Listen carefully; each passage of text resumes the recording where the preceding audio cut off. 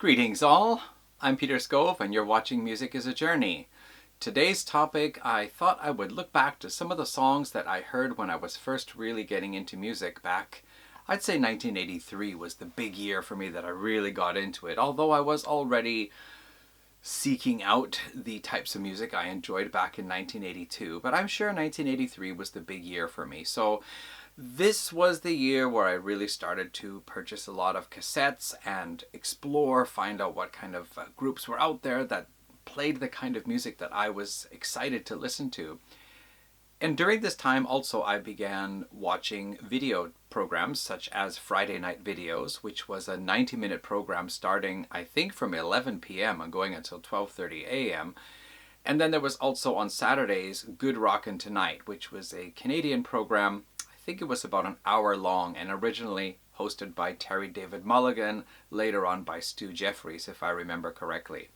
Of course, as I've said many times, back in 1983, I was really into hard rock and heavy metal, AC/DC being my first love, followed up soon after that by Judas Priest, and then just exploring other types, Iron Maiden, Black Sabbath, Van Halen, Y&T, Saxon, whatever.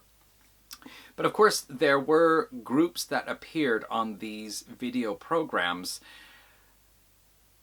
They were groups that I thought looked or sounded like they could be appealing, but those songs didn't really get me. In fact, some of them actually I actually detested at the time. However, in the past 10 years or 12 years or so, I guess it's now 14, I have since come around to listening to those groups, and those specific songs, I actually really enjoy listening to them right now.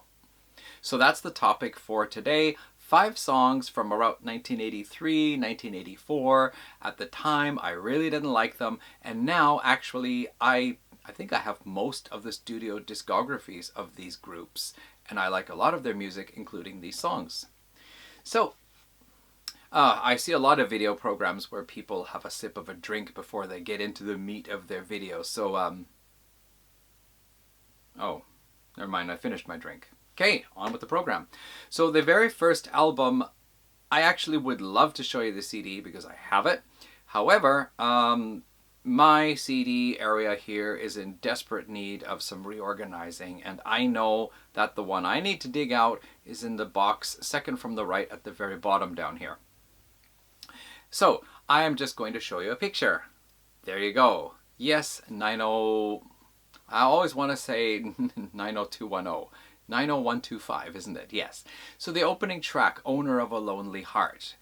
Again, here's me in 1983, and I'm getting interested in hard rock and heavy metal. And here comes this song that starts with these nice distorted guitar chords. Da, da, da, da, da. And I'm like, all right, who's this? Maybe this is a band I want to check out.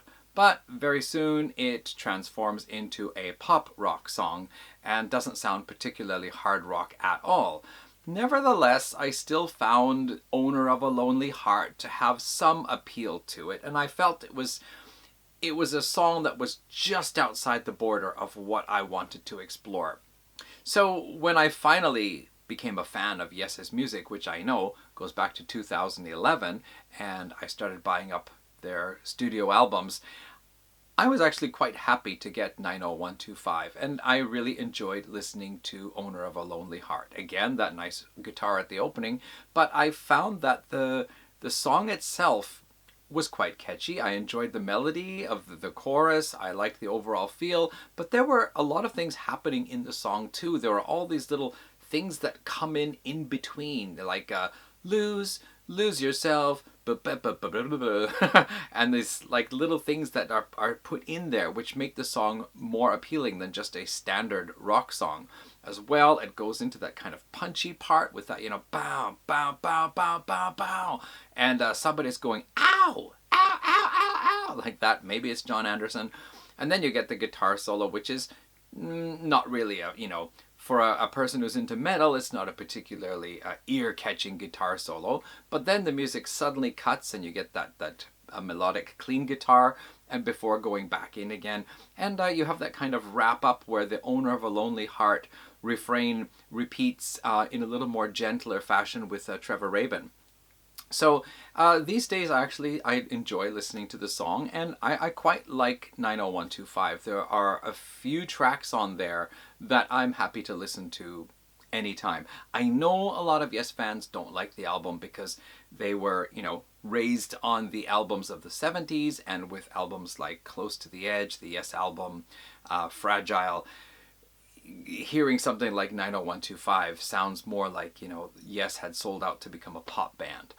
So there you go, Owner of a Lonely Heart. Okay, so the next one, I was able to dig it out because I had moved my April Wine albums back there. So here's April Wine, Animal Grace. My introduction to April Wine was the opening track from this album, This Could Be the Right One. Now, April Wine certainly looked like a rockin' band. They all had long hair. You had 3 guitarists on stage in the video. I think I saw them in the video. And the song was not bad. Again, it was a song that was kind of just outside the border of what I was looking for. Good melody, good rocking image to the band, but it just wasn't hard or heavy enough to draw me in. Now, of course, several years ago, I started exploring the music of April Wine, and I found that I really liked a lot of their albums. I did have Stand Back from back in the 90s when I bought it, but that was the only April Wine album I had for a long time, until some years back. And I've been slowly putting together the discography, and last year I finally finished off their entire studio discography. So anyway, Animal Grace, This Could Be the Right One. Actually, again, this is a song that I really like listening to now, and I like a lot of the songs off this album. Sons of the Pioneers is also a really good one.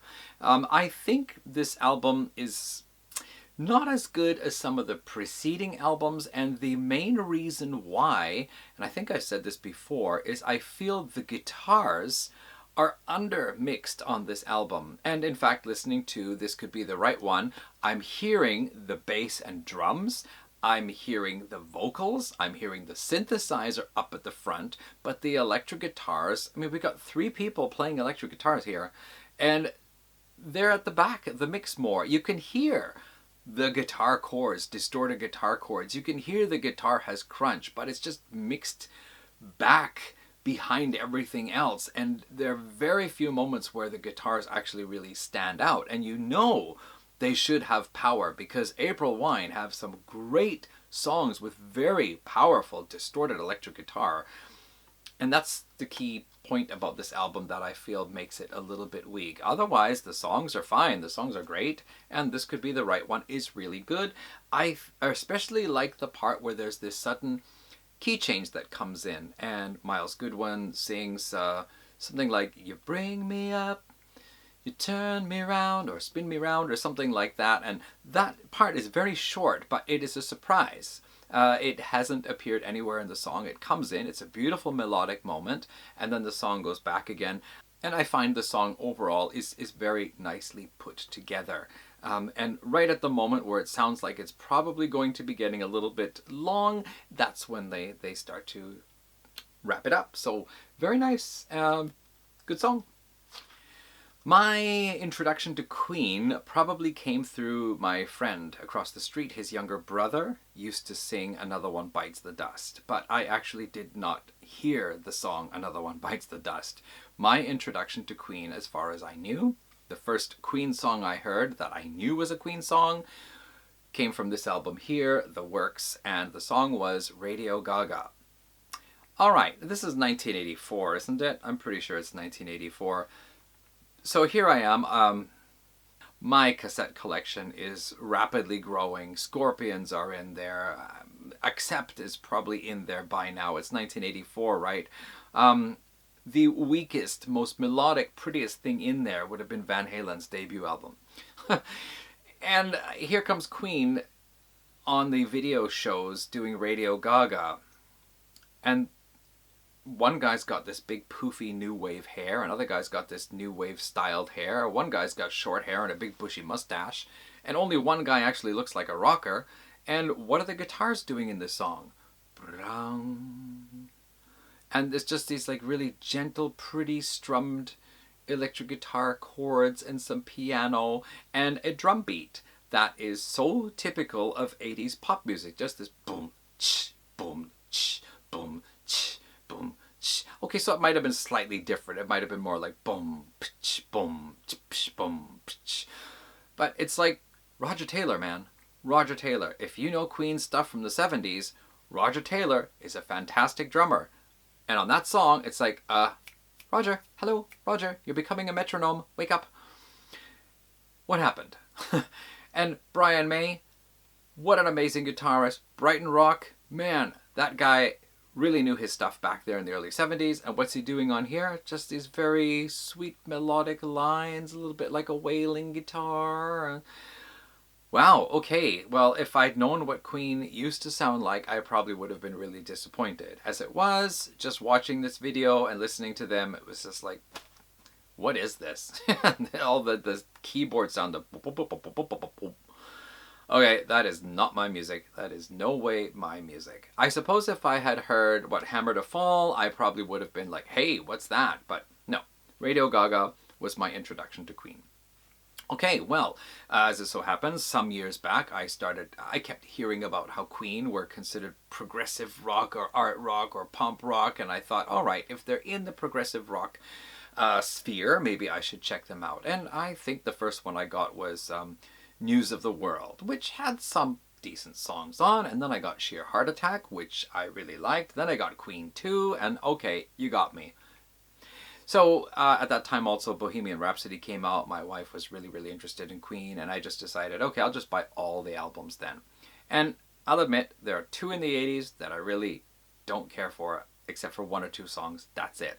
But this album here, The Works, actually, I quite like a lot of it. I think it's a very nice album, and Radio Gaga, I really like listening to it now. In fact, I was listening to all these songs on my way home tonight, and I really like the pretty simple but pretty piano melody that's in there, or keyboard melody. I like the guitar. It's very nice.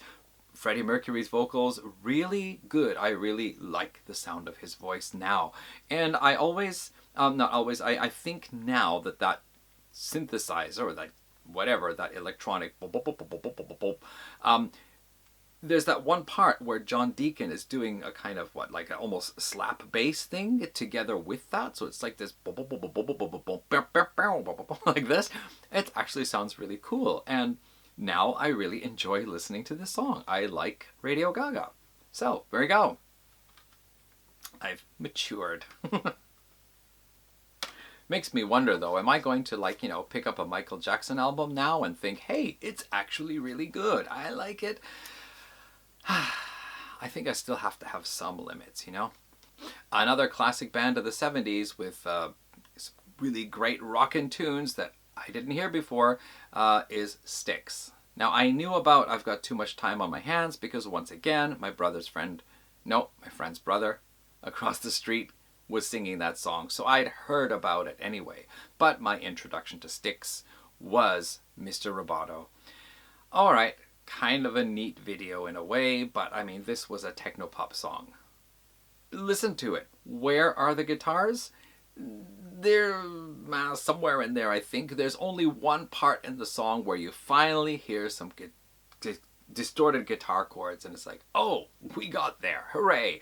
Otherwise, it's a lot of just the drums are, I guess, okay.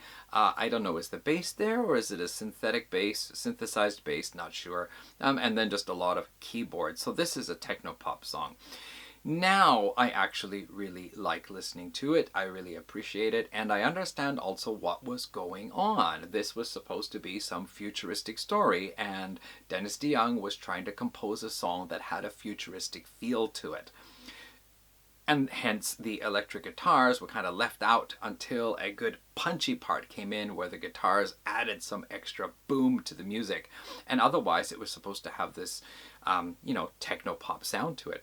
Now the song was actually written as just a kind of, one of the story themes of the album. It was never intended to be a single. However, the record company said, this is the strongest track on the album, we think, as the first single.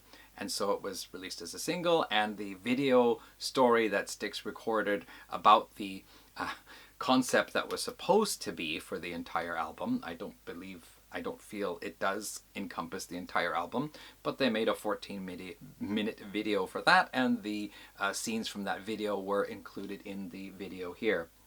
Overall, I'd say, yeah, I can listen to this song now and think it's very good. And in fact, when I was really into Styx about 4 or 5 years ago, I liked that song. I could listen to it a couple of times in a row and enjoy it. I think that it level's gone down slightly now since then, but there you go, Styx, Mr. Roboto. Okay, one more. Now this is a slightly different one because my introduction to this band actually came through a compilation cassette that I had, which was my first rock cassette. And that cassette included the song Tom Sawyer by Rush. However, at that time, the songs that I really liked on that cassette were Rick Springfield, Jesse's Girl, REO Speedwagon, Take It on the Run, 38 Special, So Caught Up in You, Red Rider, Lunatic Fringe. Tom Sawyer was a little bit down in the rank for me there from that one. But I did know at least Rush and Geddy Lee because Geddy Lee appeared on the second cassette that I ever had, which was Bob and Doug McKenzie's Great White North. Geddy Lee appearing as a guest on there and singing the chorus to Take Off to the Great White North. So by the time I started paying attention to Rush on television, what I was hearing was songs from Grace Under Pressure. And I think it's the very first one was Distant Early Warning. That was my introduction to Rush with a video. And once again, we have these bright slashing guitar chords. This not heavy rock, not hard rock, not metal, not really awesome riffs. This was no Rock You Like a Hurricane or Balls to the Wall or something like that. This was just these slashing 80s guitar chords and 80s guitar sound and lots of bright, loud synthesizer. So I really couldn't appreciate the song because for me around 83, 84, a synthesizer was associated with pop music, and pop music was an offensive thing. I wanted heavy, hard, good muscle music, not this kind of pop stuff. So I was not interested in Rush. And of course, for the next few years, any new Rush song that I heard was during that period where they were doing these kind of bright, slashing 80s pop guitar chords and lots of synthesizer. And it didn't appeal to me at all. However, I really got into Rush around 2010, and by early 2011, I had all the studio albums, except Clockwork Angels, of course, hadn't come out yet, and Grace Under Pressure. Of those three, if we go Grace Under Pressure, Power Windows, and Hold Your Fire, this album, I enjoy listening to it. The other two, there are songs I like, but I don't like the whole album. But I'd say this one here is a very solid album for my taste. And Distant Early Warning, again, listening to it on the way home tonight, yeah, I appreciate it now. Those powerful synthesizers, that dun, dun, dun, dun, dun, dun, that part, it really has a lot of power and energy to it. And yeah, I can also hear what Alex Lifeson is doing when he's not doing the bright slashing guitar chords. All those little, palm muted, I guess it's got what, probably it has some delay or some reverb to it, but yeah, he's actually doing a lot. And thinking about it now, for a guy who spent probably about 13, 14 years playing hard rock, heavy rock, and progressive rock, for him to take these steps into this 80s sound, it was very bold of him to do so, and very commendable. And I think he pulled it off very successfully. It was, of course, nice for him to find his distorted electric guitar again, but yeah, fantastic work on here, and Distant Early Warning is a song I really like. Kind of a curious thing, the other day I was thinking, what was the title of that song again off this album that was the first Rush song I heard with the video? And then I opened YouTube, and I think it was Red Sector A. The video for Red Sector A just appeared as one of the suggested videos for me. So I didn't even say this. I just happened to be thinking in my mind, what was that song from Grace Under Pressure? And then Red Sector A appears. I'm thinking, thanks YouTube. It wasn't Red Sector A though. And then yeah, Distant Early Warning. Okay, well, it's one thing that occurred to me on my way home tonight also was that all of these bands, not Styx, but most of them have lost a member. So we lost Neil Peart from here, A little bit, I think it was back at the beginning of the COVID year, wasn't it? It was in 2020. Styx, everybody's still alive. Thank goodness. Queen, of course, no more Freddie Mercury. Miles Goodwin from April Wine, passing away just last year. And I don't remember if there... And this is produced by Miles Goodwin and Mike Stone. Mike Stone also having worked with Queen. Yeah, I don't remember if there was some... I think 2 or 3 members of April Wine have passed away, although one of them, Jim Clench, was not on this album, but there may have been one of the members from this album. I'm not sure right now. Is Jerry Mercer still around? And of course, yes, we lost Chris Squire and Alan White. Chris Squire back in 2015 and Alan White just a couple of years back as well. So that is it for this video here. I thank you for watching, and hey, if anybody out there, if there are any songs that you didn't like when you were a young teenager and you found later on in your life you actually really enjoy listening to them, tell me about it in the comments. Or, you know, if this inspires you to make your own video idea, go ahead and make a video, but then be sure to tag me in it so I can watch your video too. Alright, thanks everybody for watching, and I'm gonna pump up another one this weekend and then another one later on next week. So we'll see you around. Take care all. Bye.